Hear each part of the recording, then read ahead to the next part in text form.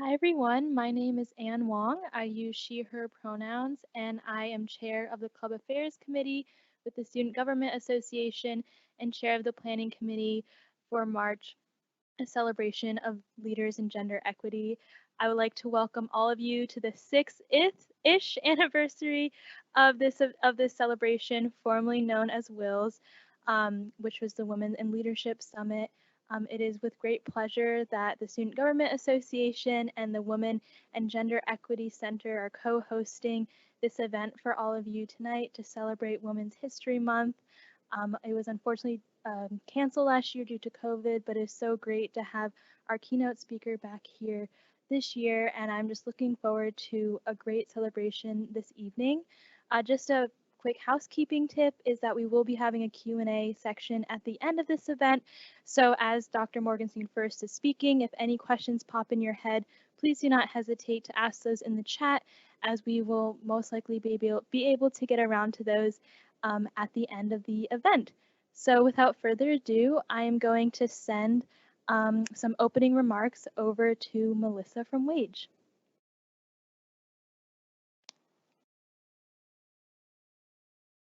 Hi there, my name is Melissa. I use she and her pronouns, and I'm the director of the Women and Gender Equity Center. Before we get started, I want to just take a moment to acknowledge all we have lost in the last year. We too have struggled, along with so many of you, to find moments of joy and connection in this impossible year. As Anne just mentioned, last year we had to cancel this event 3 days before it was supposed to happen because of COVID-19 and everything shutting down. So it felt more important than ever for us to be able to offer this event virtually this year. So thank you so much for being with us. Around this time last year, the UVM Women's Center officially unveiled our new name, the UVM Women and Gender Equity Center, after a 3-year renaming process.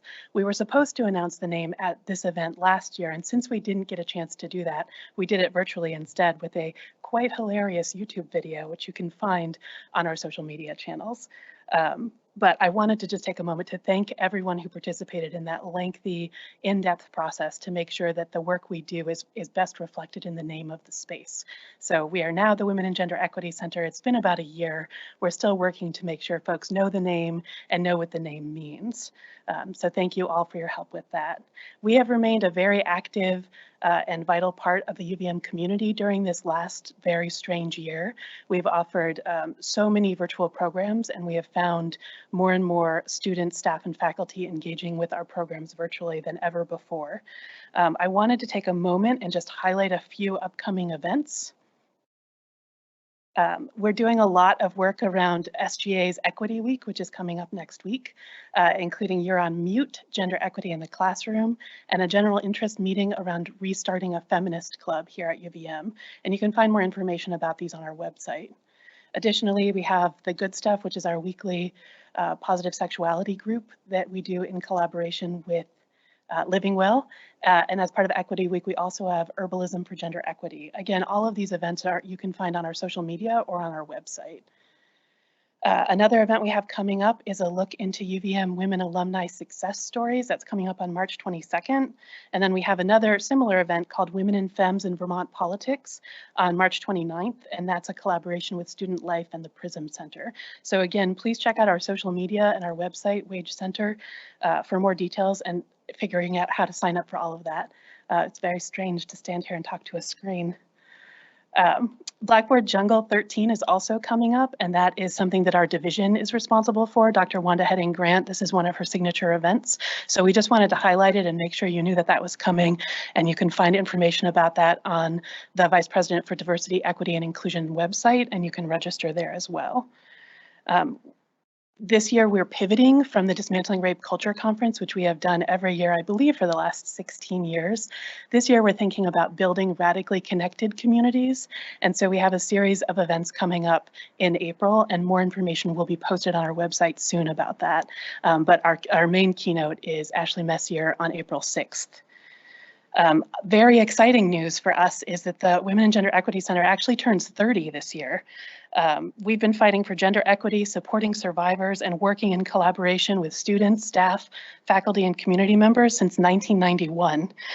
Join us as we celebrate our 30th birthday. We have lots more information coming soon. We're working closely with the UVM Alumni Association and the UVM Foundation to make that happen, and we're just really excited. We've found all sorts of people who've been engaged in the process for the last 30 years, and we can't wait to share those folks and those stories with you. This event, the March Celebration of Leaders in Gender Equity, typically involves a rather robust awards section. And if you've been to our awards event before, you know it is robust. It's several hours long and it's amazing, and we get to celebrate lots of people, and there are lots of tears and laughter. But after the year we had, we didn't want to engage in the same awards process again, mostly because we believe that everyone really deserves an award for surviving and in some cases thriving in the last year. The hardest year many of us have ever experienced.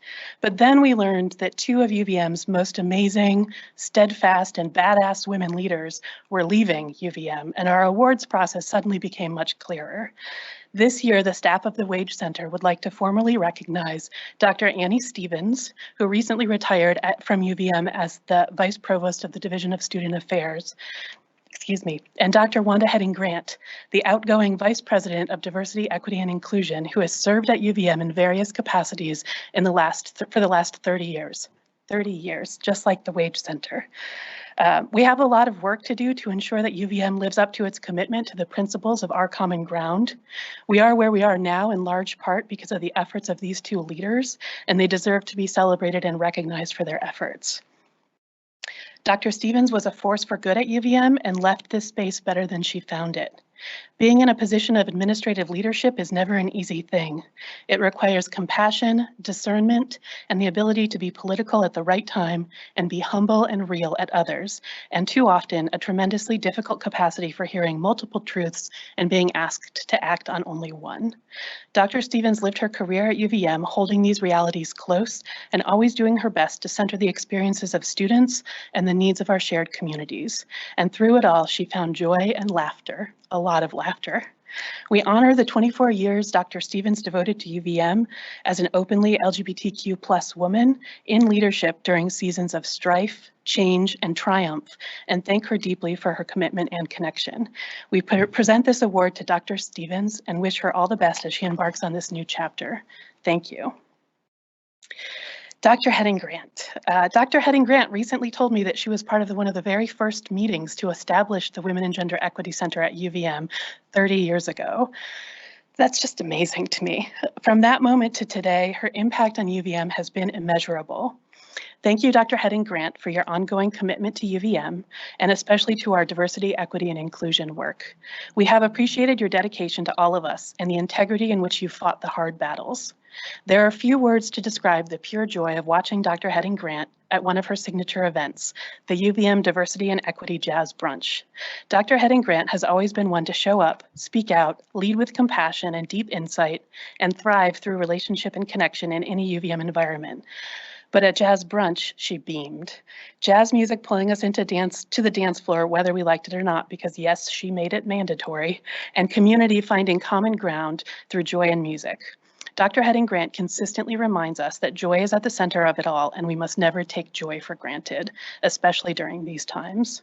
So thank you, Dr. Heading-Grant, for all the times you reminded our people that we matter, for every hard conversation you've had to advocate for our communities, and for every time you made the world turn a little slower by taking the time to affirm and celebrate us, for all the ways you honor and make our people feel like we deserve to thrive and belong at UVM and beyond. It is with gratitude and great pleasure that we present this award to you and wish you all the success as you journey on to Carnegie Mellon. Thank you so much to both Dr. Heading-Grant and Dr. Annie Stevens. We wanted to just take one more quick moment to appreciate the ongoing support of President Garamella, Provost Prelock, our outgoing Vice President of Diversity, Equity, and Inclusion, the one and only Dr. Wanda Heading-Grant, and all of our collaborative partners in the Diversity, Equity, and Inclusion Unit. Thank you to all the staff, interns, and students at the Wage Center for keeping us afloat and offering sources of connection and community in this incredibly challenging year. Thanks to Anne and all of SGA for collaborating to bring this event to you tonight. And now my remarks are almost done. Now I get to be very excited to present to you the person who's going to be introducing our keynote. I'm happy to welcome the Reverend Laura Engelken of the UVM Interfaith Center, who will introduce tonight's keynote. Thank you. All right, good evening, everyone. It's my pleasure this evening to introduce Dr. Ilyse Morgenstein-Fuerst, Associate Professor of Religion and Associate Director of the Humanities Center here at the University of Vermont. Her research centers on Islam and Muslims in South Asia, imperialism, and the theories and histories of religion, race, and language. And I realized as I was preparing to introduce her tonight, I've never seen Ilyse teaching one of her many courses here at UVM. However, I have seen her everywhere else. And I mean that in the very best of ways. I've seen her effectively advocate for tangible and proactive ways to support Muslim students who are fasting on campus during Ramadan. I've seen her offer strategies and wisdom to her faculty colleagues on how to best construct classroom environments that enable rigorous discussion of difficult topics. I've seen her walking in the middle of the street in downtown Burlington, holding in one hand a homemade sign, and in the other the hand of her child, when protesting the forced separation of children from their loved ones at the US southern border. I've seen her in my news feed as the Religion News Network let me know that she will be a featured guest on the video series, Anti-Racism as Spiritual Practice. And that episode will drop April 4th.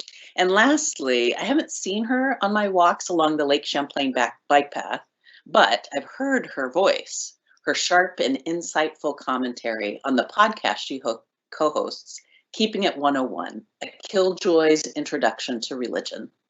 So yes, Dr. Ilyse Morgenstein-Fuerst is everywhere, generously sharing her time, energy, and expertise in making the world more interesting, more equitable, and more just. Please join me in welcoming her to our stage and screens this evening.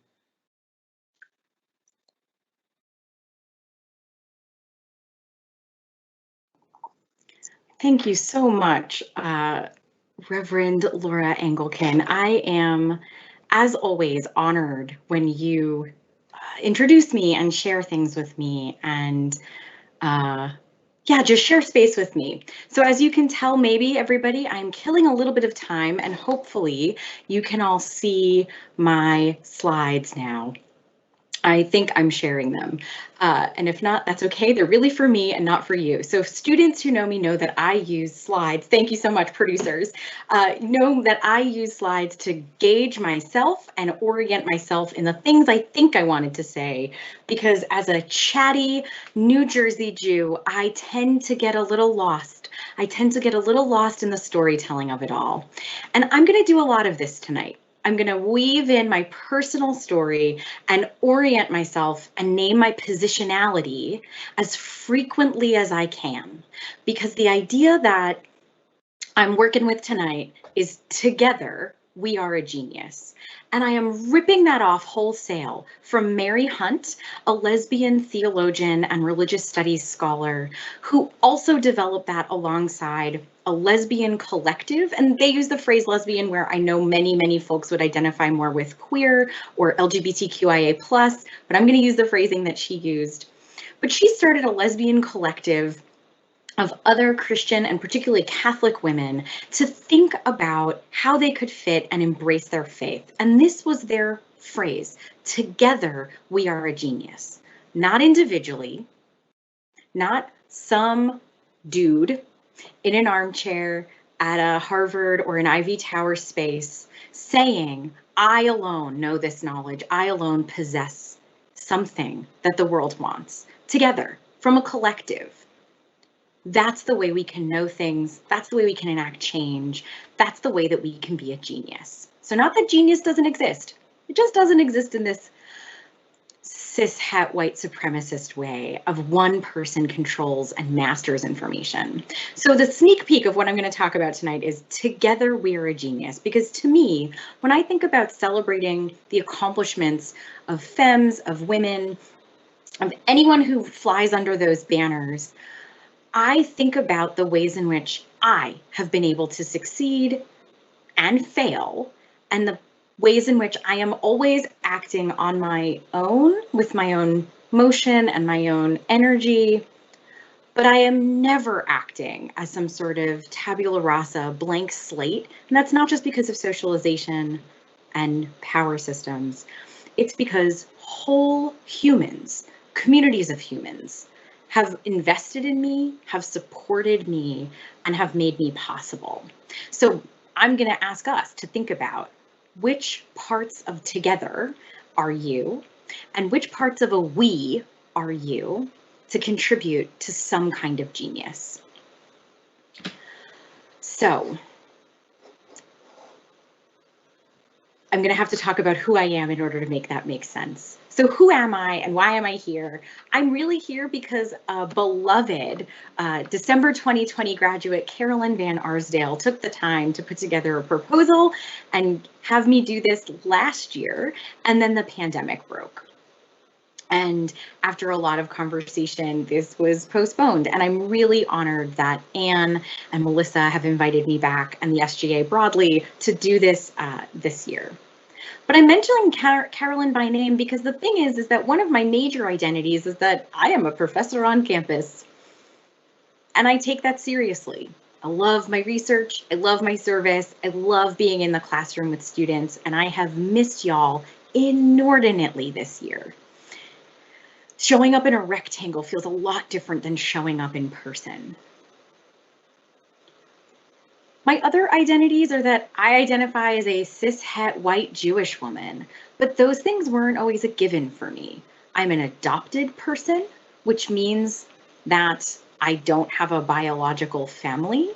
It means that in my particular case, the last name of the woman who birthed me looks, and the documentation I was granted by the state of New York says, that if I had been raised by a biological family, I would not identify as Jewish and I would not identify as white.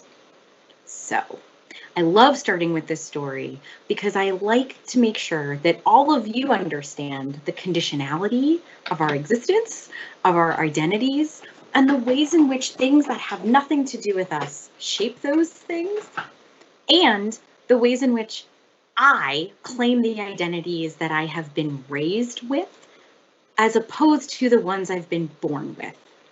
So for those of us who take seriously that, for those of us that are critical of people like J.K. Rowling because women are women, right? And trans women are women, right? Like women who claim to be women are women. I want you to hear that those are not the only spaces where identities are changing and owned, as opposed to assigned at birth. So I want you to hear the ways in which I see myself in a classroom and as a campus leader, if I might call myself that. It means that I show up. Being a post-Holocaust Jew who descends from survivors means that when I got to college 2 weeks before 9/11, because now I'm an old, and when I sat in my classroom, literally as the towers came down, with a Muslim professor who happened to be the only Muslim professor on campus, my Jewishness was part of the reason I pursued a career in religion. It is absolutely the reason I show up, as Laura pointed out, with signs and children every time and any time there is a threat to people's bodily autonomy, because that is a legacy that is both part of my upbringing and part of my intellectual and public commitments. So my identities inform not just what I study, Islam, but how and where I think about my scholarship as part of my ability to act in the world. And why I think that matters for our conversation is that so often as learners and as scholars, and here we're addressing a university population, so y'all are scholars for the purposes of this conversation, and I hope in your classrooms too. It matters because so often we are told that good scholarship is arm's length. Good scholarship is objective. Good scholarship doesn't incorporate the parts of ourselves that make us ourselves. And bad scholarship looks like activist scholarship. And I got news for you. The people most often accused of doing activist scholarship, of making things an identity issue, are folks who are women, femmes, queer folk, Black folk, Indigenous folk, Muslim folk, Jewish folk. Anyone who doesn't fit into a white, cishet Christian normativity. And so that idea that our positionality matters not just for the work we do outside of a classroom, but fundamentally informs what you learn and how you learn it, matters a lot. And it matters that you know where I think I come from, because if you're going to learn from me in this moment or otherwhere, you should probably know what my commitments are. One of the things that I take really seriously from Mary Hunt's Together We Are a Genius is this understanding of that only collectively do we get anything done. So I am what my grandfather used to call a drop in the bucket activist. I think rising tides raise all waters, but I know that one individual, one community, one movement doesn't actually raise the tide inordinately, right? Tides wash in and they wash out. There are high tides and there are low tides. And if we want that high tide, to stay a while longer, you have to think about the long game. And so for me, I'm a drop in the bucket activist. How do I, with little bitty drops all along the way, start to raise that water? Some of the time for me, that's writing, right? So I was really discouraged with how folks were talking about Muslims and hate crimes, so I did a lot of writing about it. I do a lot of research about it. I teach a whole class about it.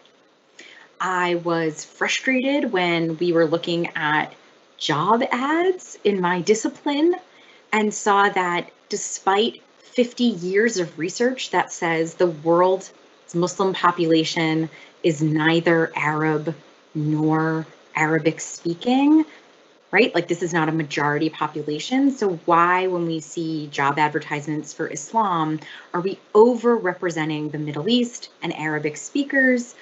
What are we losing when we say Indonesian Muslims do not count?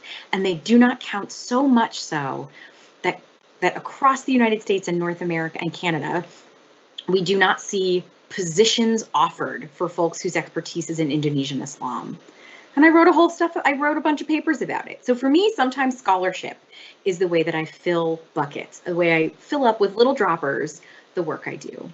Sometimes that's a podcast where I yell and swear. I will do my best not to do that tonight, but I am a swearer. I think a well-placed F-bomb is just really effective in ways that other parts of language aren't, so you can at me on it, but we can talk about that later. How do I make someone like my dad, who is a community college degree holder, veteran, and guy who really wants to know more, but has access to a local public library? How do I get him to see the white supremacy inherent in certain kinds of Christianity and the ways in which that affects us when we go to a hospital? That's a hard book to write, and my dad's probably not going to buy that book, and he's surely not going to go to the University of Vermont library. But he might listen to a podcast. So can I fill buckets with little drops in that way?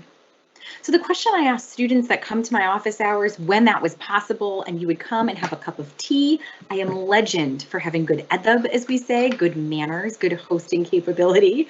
Whose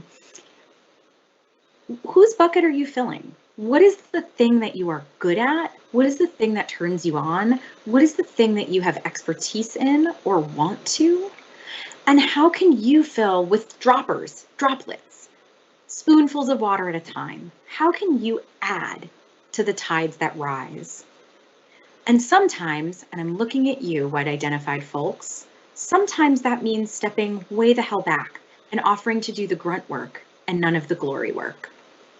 right? Sometimes it looks like taking notes at meetings and being the really organized person so that other people can do the creative leadership work.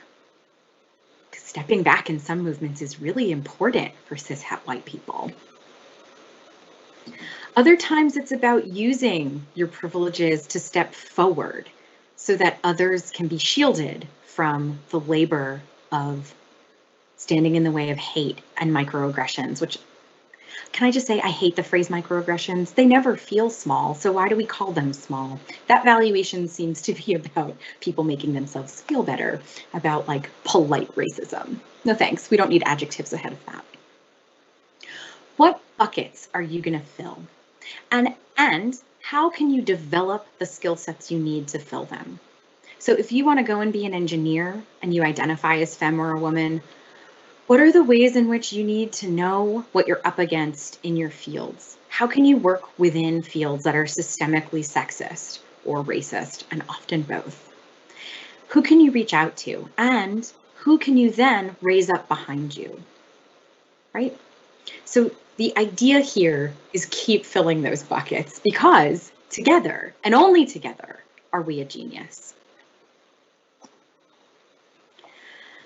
Which brings me to who fills yours, right? So the language of self-care, unless Audre Lorde is talking about it, I'm not that interested, because the language of self-care comes from radical movements where people's very existence can be violently approached in publics. Self-care is not like a fancy face mask. Don't get me wrong, in the last year, if you needed to do fancy face masks once a week like I did, go for it. Fan, super fan, love to chat about my favorite ones. But what I mean by who fills your bucket and whether or not your cup is full so you can fill others and rise that tide, raise those waters. It's a practice of gratitude for me. So I started by thanking folks for having me here and introducing me so kindly, and I'm gonna say it again. I am inordinately grateful that a student like Carolyn Van Arsdale took the time to write an application to convince other members of the SGA that I was a worthwhile person. That fills my cup. I hope, as one of my former advisees, that I filled her cup at some point too. But I am only here because of a network of students, staff, colleagues who decided that I should be here chatting with you. I have had my cup filled by many, and it is part of my practice as an academic. When we do it in academia, we call it citational politics, and I'm thinking here of Sarah Ahmed, and if you don't know her work, you should. She is one of the dopest queer feminist thinkers I can imagine, and her book, Living a Feminist Life, is frankly required reading. I will join any reading club on campus that does that book. I have read it many times. It is the best. But what she says in that book is essentially, in terms of citational politics, is who you cite, who you share their work, who you say, oh, go read them, is a love letter, and it is a statement of power and ingrained systemic privilege. So one of the ways that I fill the cups of others is to hype their work. Being a hype gal is one of my favorite jobs on the internet. If you've got a thing to celebrate, let me know. I'd love to brag about you. But that fills my cup as much as it fills others. But one of the practices of thinking about being a genius together is to actually recognize that you are not alone. And I don't necessarily mean that in a therapeutic way. I mean that in a, how dare you? How dare you think that your community, your people, your teachers, if not your parents, your friends, your chosen families, those people help you exist in the world. Your professors, good or bad, help you make sense of the world. And sometimes a bad professor is just as productive as a good professor in helping you figure out and hone your skill set so that you can go forward in the world and fill up other buckets. So for me, thinking about who fills me up is a practice so that I never, while I'm in this rectangle and in this office for the last year, all by my lonesome, feel as if I am doing this on my own, like I am Atlas supporting the world. The hubris in that is so grotesque that I hope to never inhabit that space, and I urge you to also not inhabit that space. But more importantly for me, there's no I in team, and don't at me with the lurking me in team. I love this stupid, like kindergarten level poster, precisely because when you realize that you are always part of a network of people, that even if you are the first to accomplish something, you are only accomplishing it because other people allowed you to inhabit that space. All of a sudden, you can take some of that pressure off. You can say, I don't have to be a genius. I don't have to know what the next step is. I don't have to know every answer on the test. I do not have to write a perfect paper. I do not have to know exactly what comes after college, because there's no I in team. Think about all the possibilities it opens up if you don't have to have perfection, but you might be able to ask for help, ask for assistance, and then fill the buckets of those who filled yours. How can you pay it back and pay it forward?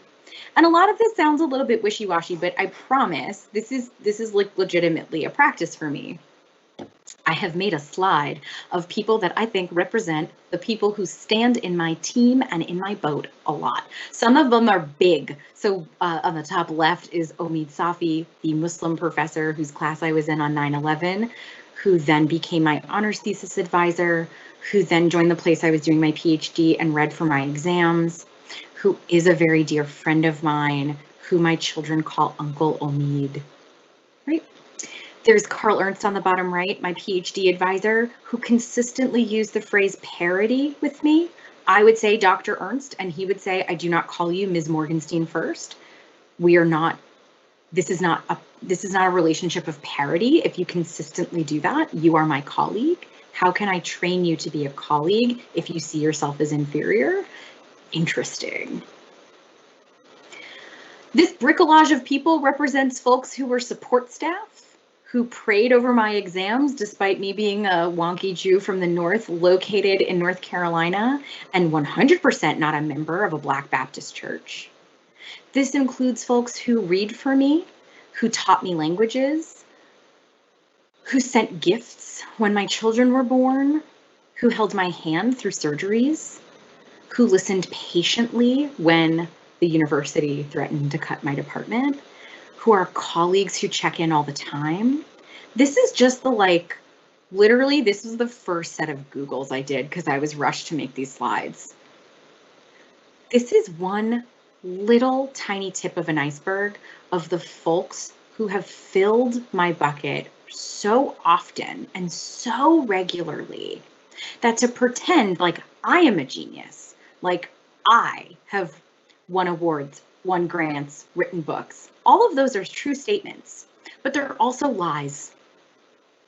Because I would have never written a book if half of those people didn't read it and rip it to shreds and help me get better.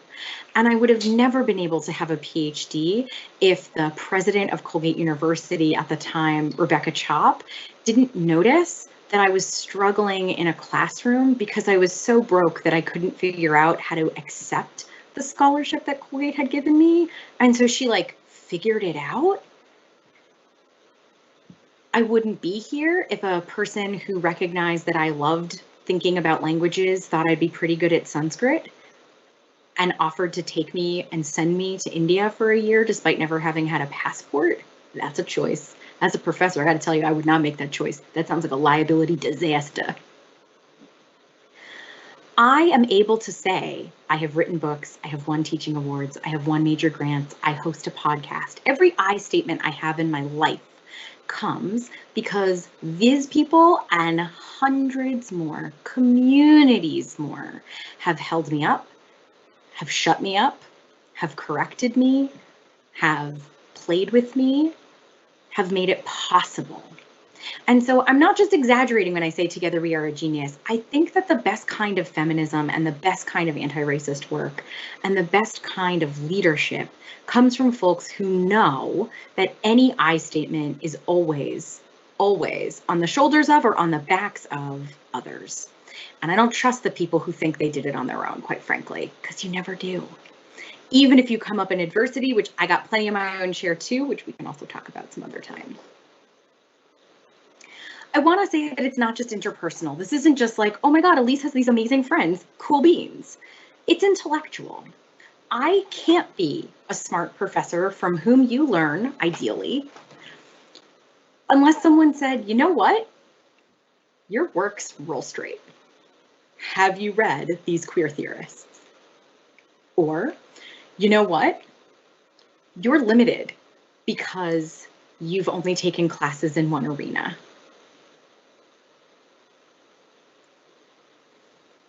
Let's go to this next slide. Which is to say that if each of us stands on the shoulders of others, if the bricolage, if the mosaic of those faces represents anything, it's not just Ilyse has some cool friends. It is that being interdisciplinarily trained means that I am possible. It also means, if we zoom this out to the macro, that if we think about things like cutting humanities, we are literally erasing the folks on campus who do work in women and gender history, in anti-racist work. It is not, and I mean no shade to my colleagues, we've had this conversation to their faces too, so don't worry, friends. It is not in the physics department that you learn about sexism in the sciences. It is not in the biology department that you learn about the systemic ways that brown and black women were used as experiments so that we know about things like gynecological surgery. It is absolutely in classes like mine on empire and religion and the ways that religion has been weaponized to see other folks as lesser so that we can develop things like science. Again, I mean no shade. I think all of us benefit from a liberal arts education. But when we cut things like the humanities, when we say that things like religion are not important, the thing that I hear, the thing that sounds like a cognate to me is I stand alone. I don't need this because I am thinking something else is important. Except it is only together that we are a genius. So, if you don't know, now you know. My sense of the universe is that in the individual micro way, our identities matter, our positionality matters, the ways in which we think about ourselves in the world matters for how we do our scholarship. And if we zoom that out, it's hard to talk about women's equity, women and gender equity, racial equity, ability equity, language equity, accessibility, without thinking about a bricolage of departments, of disciplines, of approaches, of histories. When someone tells me that there isn't room for something, my alarm bells go off because that's a choice, right? That's a choice we're making. And when we say things like, we don't value this enough, when we cut things that might leave Islam untaught, I am concerned that what we say is not together we are a genius, but that we don't value Muslims. Look at our curriculum. What does the evidence suggest? We don't care for the history of STEM. We care about STEM. That's a problem when we're looking at racializations and sexisms. So if you don't know, now you know. Together, we are a genius. And I'm going to stop there. You can find me on the Twitters, and I encourage you to send me an email if you want, but I'd love to get to Q&A, and I think I'm right on time, question mark. So I'm going to unshare my screen so that you can just see my face, and then let our moderators take it away, I think. Thanks, everybody.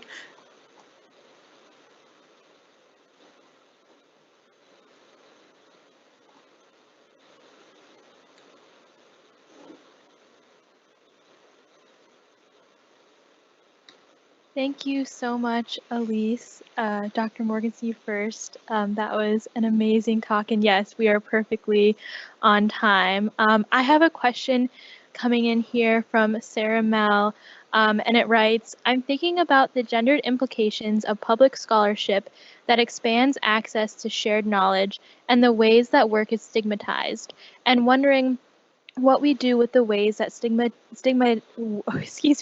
that stigmatization is particularly complicated for folks with marginalized genders seeking acceptance and tenure in an academic system.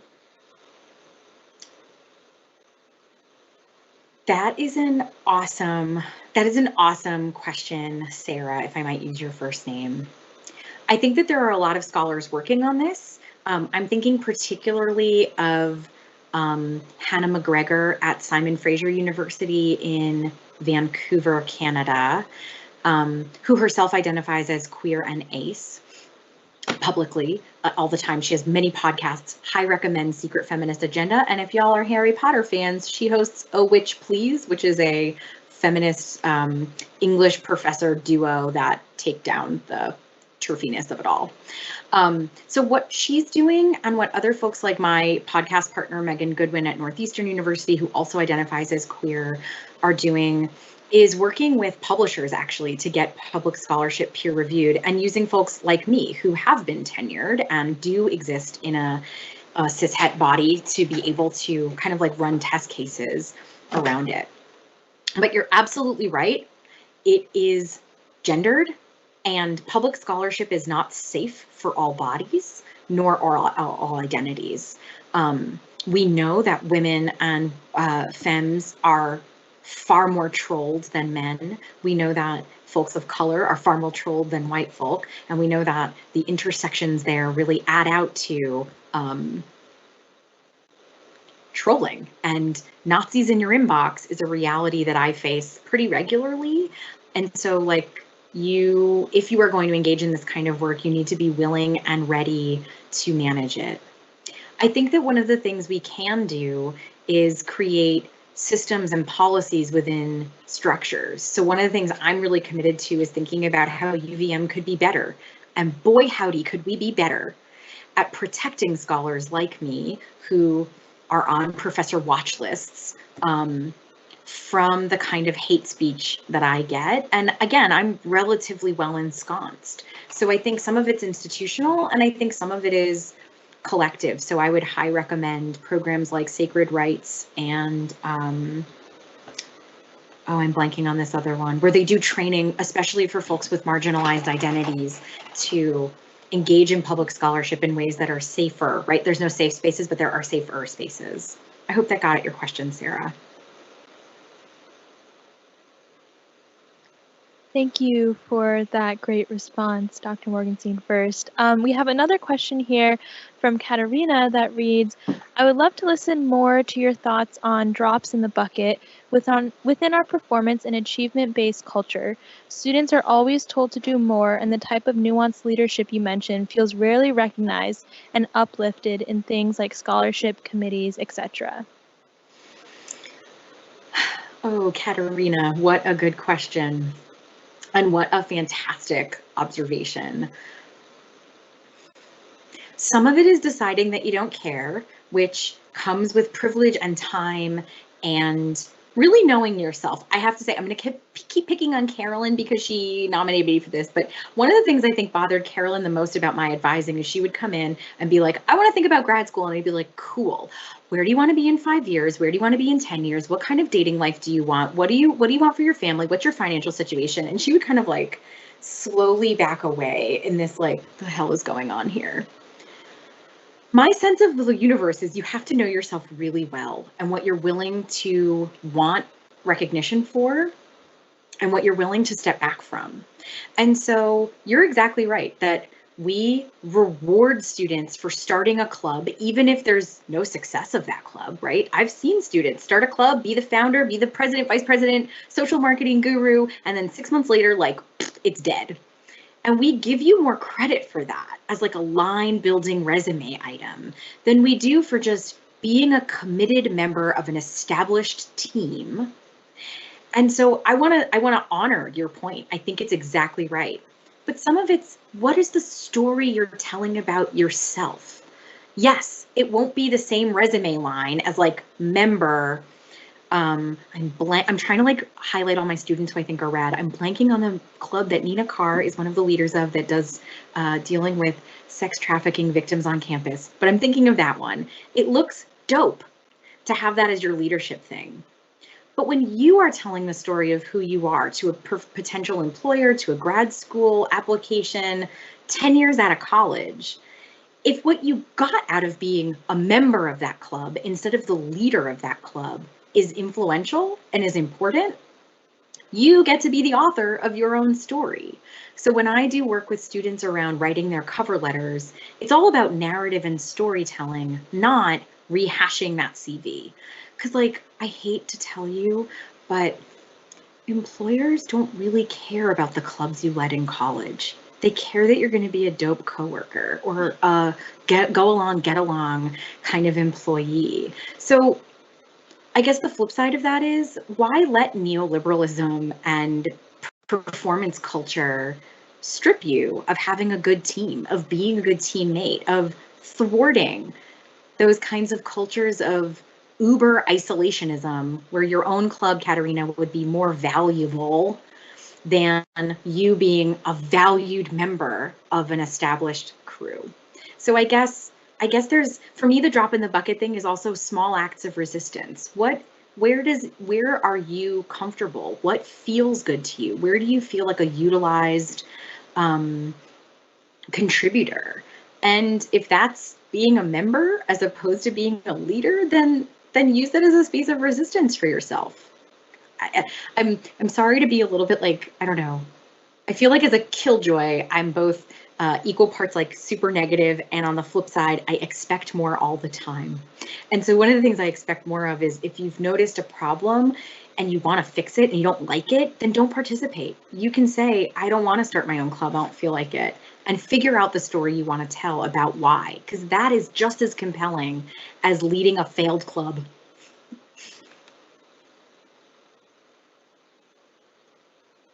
Thank you for that response. We have another great question here. On a college campus, I have met a lot of male identifying people that over-explain things to me despite my saying I understand things perfectly well. How do you tackle what is sometimes called mansplaining? Oh my goodness. Another great question. Okay, I am by no means the only expert. So, and if you ever have an answer that fits better with student culture, you let me know or you jump in, but I can't see other people. So that's what I'm going to do. I'm going to pick on you. But I think it's about practicing those statements. I want to honor and affirm that you're saying, you say out loud that you understand things perfectly well. I used to keep a little list of phrases, I'm not kidding, in my notebook when I was in grad school. I was one of the, in this particular space I was in, I was one of the only women, though that wasn't always true. And I used to keep a little notebook that was like the advice of one of the women in that collage of people said that she keeps. And it was like, no, I'm talking. We've already had this conversation. I do not need you to explain this to me. I'm finished now. Please stop. Right? Like, and that has taken practice and cultivation. I have, since becoming both a parent and a curmudgeonly middle-aged woman, I have also taken to like, I don't need to hear your voice, and you are mansplaining, and I'm walking away now. And the best part is mute. Holy crap, the Zoom universe is like, you go mute now. So I don't recommend that as like as your starting point, but as my very dear friend likes to say, the pandemic has taken away all of the F's to give. And I think this space of being talked over is a thing that at this point in my life, I no longer have time for. It's not just that I don't have patience for it. My time is the one commodity I will never get back. There is not more of it. And so I'm not interested in listening to someone tell me the ways in which they know my expertise more than me. And so I have come into a certain middle-aged je ne sais quoi. I do not care. Whatever it is. It's a certain something about being this point in my life. But I say practically, I think, write down some phrases that make you feel empowered to say no thank you, and really stick to them and really practice them. Because if you are a femme or a woman identified person, we have been socialized so routinely into accommodation, into being spoken over and taking it, into not escalating. And I say all this knowing that in some situations it is unsafe to intervene in a curt or a forceful way. So I want all of you to hear me say that you should not put yourself in a space of unsafety just to win an argument. I think that's silly, right? Like, don't do that. And I've been in plenty of those situations myself where the best answer is just to calmly diffuse or ignore and move on, as opposed to confront and stand up. And I think both of those are knowing where you are in a conversation, but practice those no's. It takes a lot of work. I think that I couldn't have said it better myself. I think practicing saying no to other male identifying folks on campus is a really valuable skill that I think all of us female identifying students could use some practice on and really channel that inner, you know what, we're just going to say no and walk away. I like that one, or just muting on Teams. This next question is from Anne, and it says, what do you recommend we do to support those communities most impacted or directly targeted by the departmental and academic cuts? Okay, well, that's a heavy one. I know that as religion faculty, we have really appreciated the loud support of our little universe. I want to name Catherine Brennan as a senior undergraduate who started that big petition that had something like 5,000 signatories on it. I know that there are loads of organizations on campus that are working to talk back. I think I can only speak in an I statement. I can't speak for the religion department, but I can speak for me and say that every note from students saying that they don't get it, every note from students saying that my classes were some of their most formative or most important, has been really buoying, right? Like, it's a thing that lifts my spirits. I think in terms of what students can do, I would like to say out loud that as a historian, I know that there has been 0 social movements in the United States that have not been successful without college students. You hold a hell of a lot more power than any of you think, and the only way you hold that power is in collectivity and together. So I am not going to say, like, start a riot, right? I'm not inciting a riot, let me be clear, I am at work. But I am saying that if there's something that students really want, then you have the power to demand it, even if it doesn't feel that way. You have a lot more power than you give yourselves credit, and more importantly, you have a lot more power than the grown-ups on campus allow you to believe. So I think making your voices heard continually is really an easy thing to do, whether that's getting yourselves involved, getting your roommates involved. Universities love to hear from parents. I hate it, but it's true. So if your moms and dads and guardians and grandparents want to write letters on the behalf of any faculty or departments or just broadly, that's always a good place to go. And then there are those groups on Facebook that are doing better organizational work than I am. I've kind of had my head in the writing proposals and counter proposals and trying to make sure that me and my colleagues are secure, more so than the saber rattling. But we'll stop there. I'll stop there. Thank you. Thank you. Next question we have coming in. I'm also thinking about the current free speech conundrum on college and university campuses, wherein folks with privileged identities are naming diversity and equity policies and practices as counter to academic freedom and the practice of free speech in classrooms.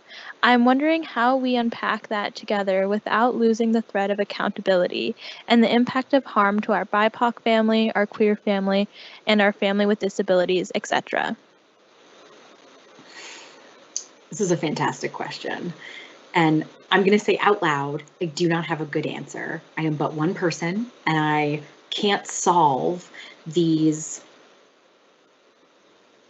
white Christian supremacist weaponization of the First Amendment, because That is what's happening, right? These conversations about free speech on campus and the ways that cancel culture has shut down free speech on campuses is in a traceable way part of originating in alt-right and particularly atheist alt-right movements that then gets picked up by white evangelical Christianities.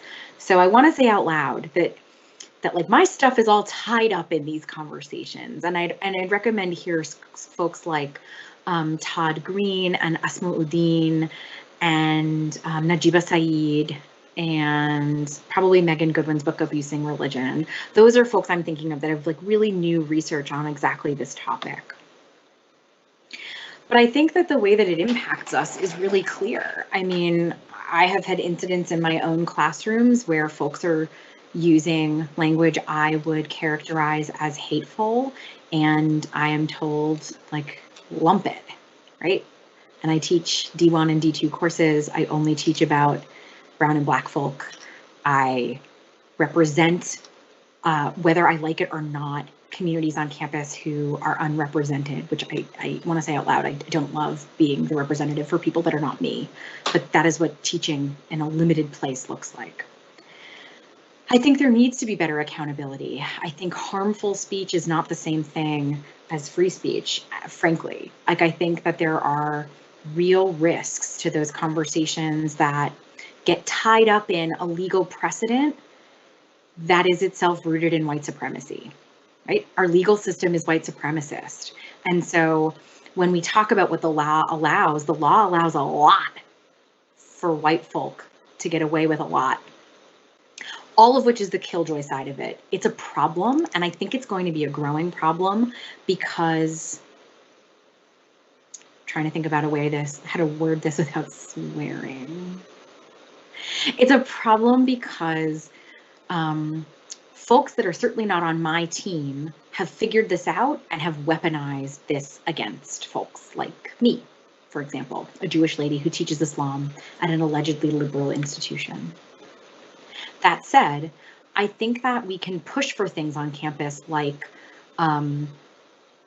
clearer sense of accountability. I think we can push for things like how we have zero tolerance for booze and weed. We can have a zero tolerance for harmful and hateful actions. Now, do I think that that's as reasonable to achieve as like you missed your COVID test, so now you're expelled from school? I don't.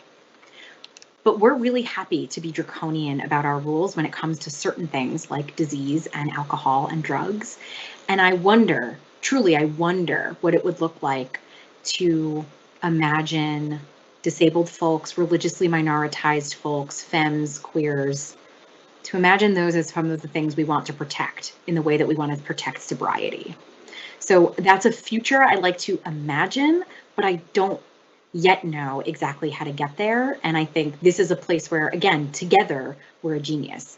I need to work with more students, lawyers, community activists in order to figure out how to bring that stuff here, because there are other places that do it better. And sidebar, I've already done some of that. I've sent a ton of literature to the College of Arts and Sciences just this semester, given a couple of incidents in my own spaces that felt like they were not handled appropriately. They were handled the way the rules say to handle them, right?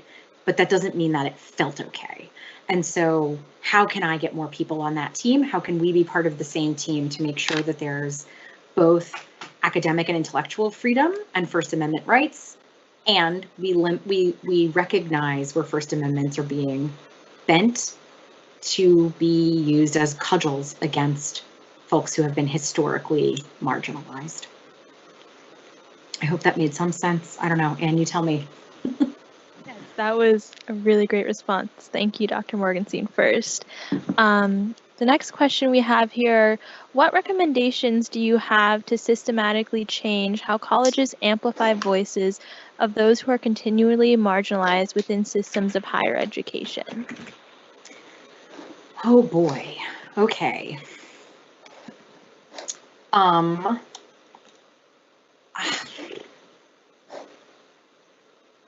Let me think. I think there's a few things, right? So I think amplification is good. But I also think we need to have systems of accountability so that amplification doesn't just mean frontliners in, to go all the way back to Sarah's question about public scholarship, excuse me. I don't want to amplify voices if that it increases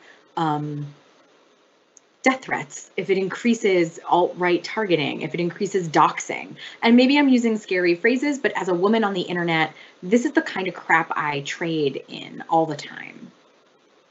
And so I'm always a little bit wary of amplification for the sake of amplification, but I am excited about making spaces for the flourishing of folks who have been historically or traditionally left out.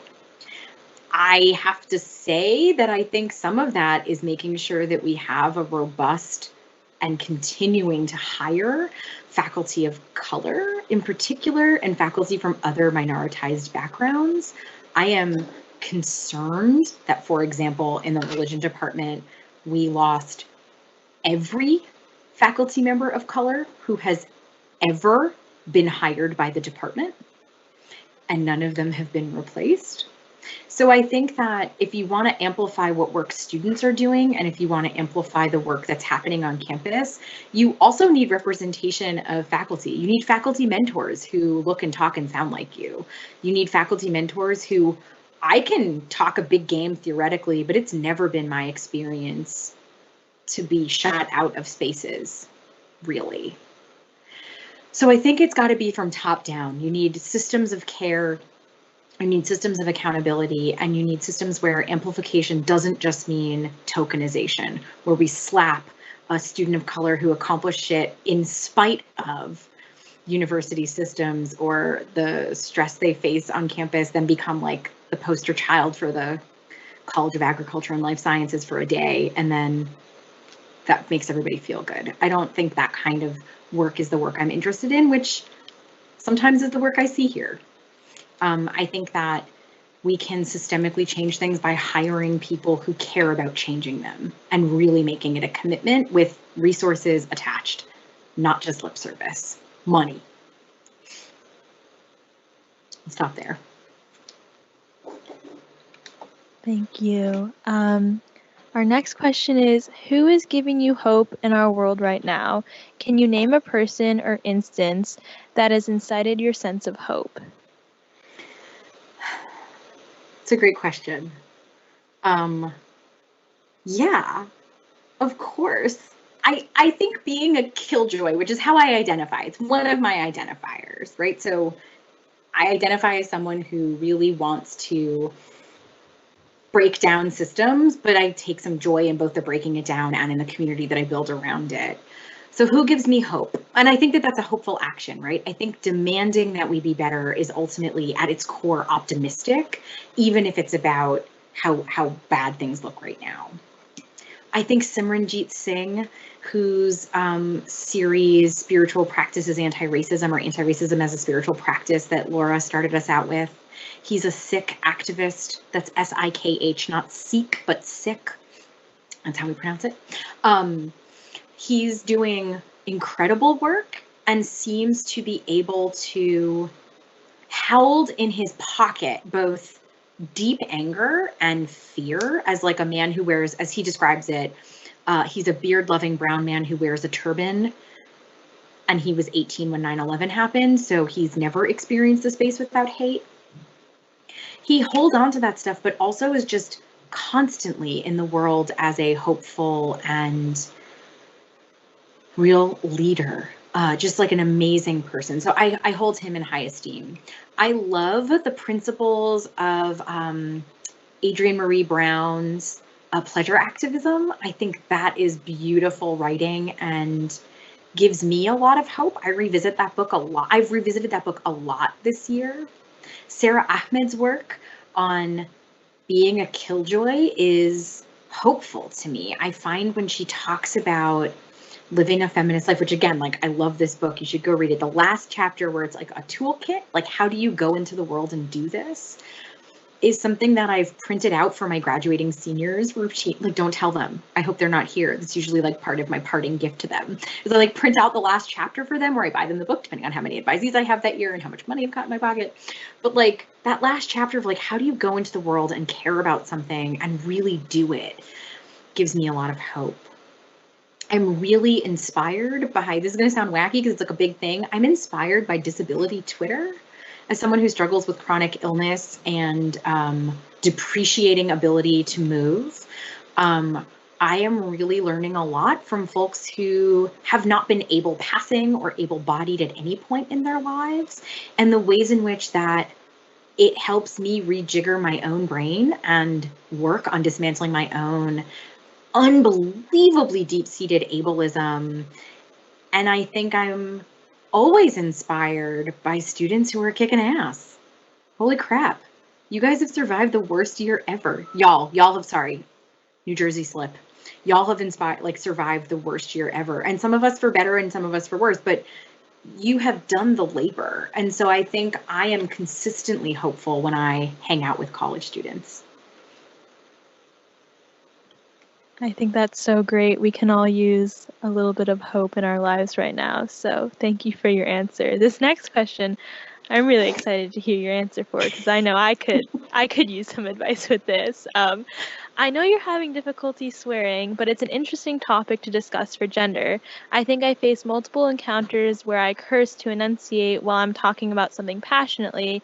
However, as a woman, I notice there's a bit of sexism.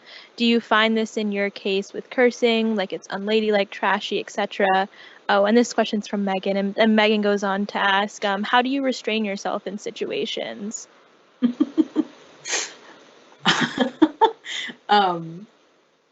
I don't fucking know. I think, Megan, that's a great question. So I want to say out loud that my dad was in the Army and I used to swear, and he would get so mad because I swore like a sailor. So this is like this deep-seated Army Navy kind of thing in his mind. I have been cursing since I was a little kid. Truly, my parents used to offer bar or liquid. That was the line they would give me because they were going to wash my mouth out with soap, right? Like this is like old school. Please don't, they were good parents. Please don't call the cops. But like, they'd say like bar or liquid, and as a stubborn little brat, I'd always go liquid because it was grosser, and that was somehow like spiting them. Terrible, terrible idea. I love swearing. I think it's transgressive. I think it enunciates points. The first thing I learned when I study other language, and I'm fluent in English, but I use about 10 languages in my work. And the first thing I learned is how to talk like a child. So I watch a lot of kid shows. I watch a lot of soaps, because they always repeat everything. Soap operas always repeat the phrases, right? Because it'll be like, oh, you killed Margot. No, you didn't kill Margot. Margot was dead. Like, right? You learn the verbs. And swearing. You gotta love swearing. I think you're absolutely right that part of the power in swearing as a woman is that no one expects it. It's always like, oof, I don't like that. I don't care for this. This is improper.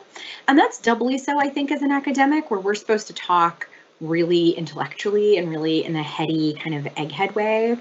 And so I put swearing in the bucket with code switching. My pedagogy voice, my teaching voice, which is mostly what you're getting tonight, is a little bit different. It's a little bit more relaxed. It's a little bit more sweary. I've learned that you can wake up a classroom of 120 students if you drop an F-bomb every so often.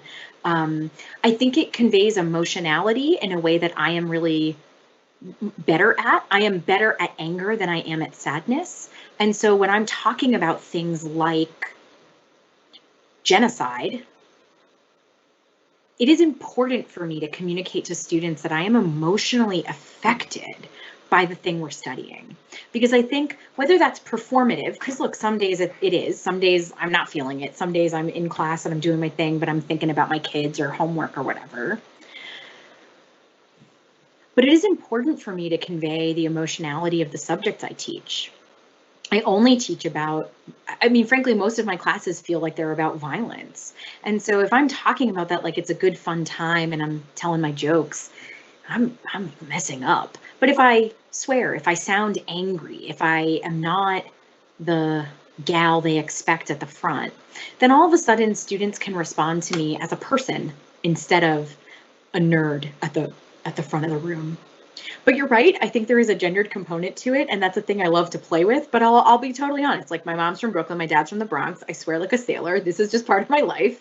And I have stopped code switching as much because I don't feel like I need to impress my colleagues that much anymore. I don't feel the need to perform smart, both because I've achieved tenure, so there's some freedom in that, and because for the first time in a long time, I feel smart. I don't feel like I have to prove to the whole room, yeah, I earned my PhD, yeah, I graduated X, Y, and Z, yeah, I did X, Y. Like, I don't feel like I need to rehearse my accomplishments anymore. And so hiding that F-bomb no longer is that exciting to me. How do I restrain myself? Truly, it's practice. There are some scenarios where I really don't curse, and that's just code switching. I think we all code switch, some of us more than others, but just like I've learned to control, I mean, I went to classes to control my accent. I know when I'm getting tired, because it like falls back into a really accented space, which we can talk about another day as like a classist issue. But I think I would never swear when I visit my friends in South Asia. I do not swear when I'm at their universities because it's a much more formal space and a much different kind of relationality. I swore less when I was in North Carolina because those folks were really offended by it, not just like unnerved by it, but offended by it. But at home in the Northeast, I feel okay with it. So let them fucking rip. Thank you for that response, Dr. Morgenstein-Fuerst. Couldn't have been said any better. We have this next question, and if there's any last burning questions, we will probably be wrapping up, and this is the last one in our inbox, so if there's any other last burning questions, please don't hesitate to ask. This one says, how have you changed most recently in your identity in the world? What aspect of your evolution are you most excited about? Ooh, that's a hard one. I think it's naming illness. So I have chronic arthritis. I have had all sorts of surgeries, not just about arthritis, but because of other like OBGYN kinds of things. And I have only in the last couple of years owned those out loud. I used to pretend that I wasn't ill, that I was fine. And I was diagnosed with arthritis when I was 11. So this is a long-standing chronic illness for me. And I think that the thing I'm most excited about in my evolution is being able to add things like chronically ill. I don't know that I'm at a place yet where it feels true or honest to say like visibly able-bodied or like invisibly disabled. I think some folks in the chronic illness community want to say that. But I think like I've worked really hard at crazy things. Like, oh my goodness, I've worked hard at not limping in public. And I've had a really pronounced limp for a long time. And I've worked really hard at my thumbs often don't work and they go crooked. They're like really disjointed. And I've worked really hard at I hide them like Bob Dole in the 96 election. Like I will rub them if they're really painful, but I've adapted in all these ways to make sure that I never looked disabled or broken or wrong. And some of that's about myself. I was an athlete and I can still do a lot of things. I love a spin class. I love a hike. But I also know that naming that has been really liberatory for me in like I can't do this today because of these reasons. And to watch colleagues like Tom Borchert and Vicki Brennan and Ann Clark in my religion department say, yeah, of course you can't. That's crazy. Like, stop it. There's no need to overperform able when you're feeling unable. And I think like saying out loud, like, oh, I need to have surgery was a thing I never did. I once had a surgery, nearly died in surgery, and 4 days later convinced the doctors to let me go take a Sanskrit exam.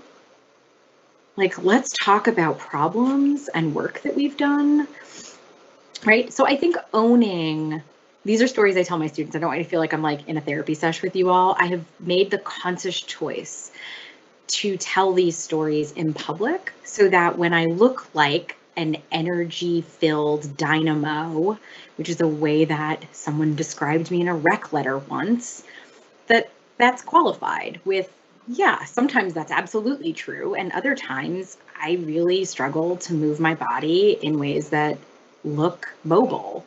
And there are days that I really need to check that inner voice that says push, push, push. And I think that where that evolution feels exciting to me is that there's so much to learn and unlearn, but also as I see more students be open and honest with their own struggles, particularly around mental health, though that's not my own struggle, I'm really inspired to be the leader at the front of the room. So when students feel like they're outing themselves around mental health issues or disability issues, and I can say at the front of usually on the first day of class, here are my issues, here's what I'm asking for flexibility from you all on, I think that, again, it's little drops in the bucket. Who does that make feel more comfortable? Which student am I not pushing to be at their final 3 days after surgery? Good Lord, I would never want a student to do that for my class. So how can I make that space safer? So that's, I think, what I'm most excited for next. Thank you for that question. Thank you for all of those really great responses. I'm looking at our question inbox and we've hit all of them. Luckily, we were able to get them all done in time. It's been an absolute pleasure to have you here. I'm just gonna send the camera over to Melissa for some closing remarks, but thank you again for Dr. Morgenstein-Fuerst for coming and helping us celebrate March and just be able to have this event in some capacity. It's been an absolute pleasure. Thank you. Thank you so much, Dr. Morgenstein-Fuerst, and thank you, Anne, for your expert Q&A moderation, and thank you, Laura Engelken, for introducing Dr. Morgenstein-Fuerst. I'm finding myself really missing that part of an event where people sometimes awkwardly linger after in the hopes of talking to the keynote or talking to one of us, and I'm feeling some deep sadness about our inability to connect in that way, and I hope next year's March, a celebration of leaders in gender equity, will be an in-person event. Thank you all so much for joining us, for tuning in.